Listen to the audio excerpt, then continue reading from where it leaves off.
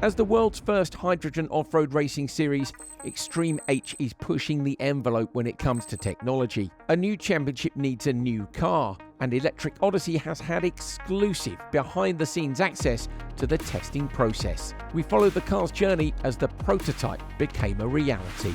Today we're making history, and that's the great thing being here. I mean, the weather hasn't helped us out, but this is the first time that we've had a hydrogen racing car drive around in sort of fierce energy and competition. We've got a test driver in the car, and we started in electric, and we've just gone 130 kilometers in a fully hydrogen car. So it feels pretty special. It's a great car, isn't it? We've learnt a lot of lessons from the Odyssey 21, so it's much revised suspension details, single seat this time around. Battery technology is the same, but it's repackaged, and of course it's got the hydrogen fuel cell element. What pressure are you on? 550. 550. 750 is maximum, no? Yeah. Massive credit to Spark Racing Engineering, because they were pioneers at the start of electric racing.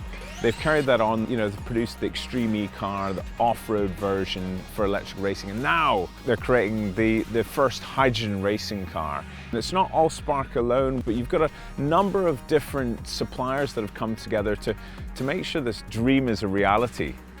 Today is about showing that the car can work. This is a track. We don't race on tracks. We race in the four corners of the earth, on glaciers, on beaches. So this isn't the environment we race on, but what this is very good at proving the technology. We'll review over the Christmas period, and then we'll come back stronger in January. By then we'll have defined exactly what our test program is, but it will be extensive and it will be rigorous. Welcome to Chateau Lasteurs. This is where we tested the Extreme E car at the very beginning of the Extreme E journey. And here we are back testing the Extreme H car. We haven't tested it off-road yet, and ultimately we're an off-road series, so it's hugely important we put it through its paces and make sure that it's safe, that it's got the performance that we need before we lock down the design and produce all the team's cars.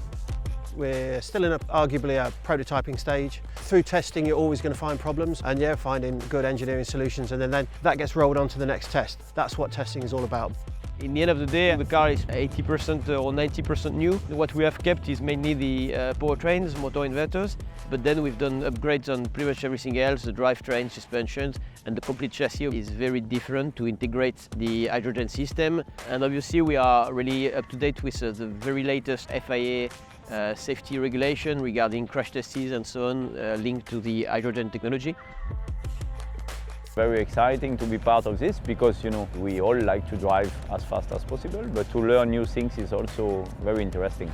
Header joins Christian and Roman, spreading out the driving duties over the 5 days. Very important for us, not only because of the ethics and ethos of our championship, but of course from a practicality and a technical point of view, that we're making sure that the steering loads, pedal efforts and so on are all commensurate with male and female drivers, so it's a key part. You test all kind of stuff, from braking to suspension to just handling, just the smaller stuff. It could be, the wipers. When we are running, we are recording all the data. There is a lot of sensor on the car, so we are recording everything. The car is running 1 lap, so we stop it, we check everything, we check all the speed, the temperature, and then we work on the setting of the car to improve everything and to gain lap time.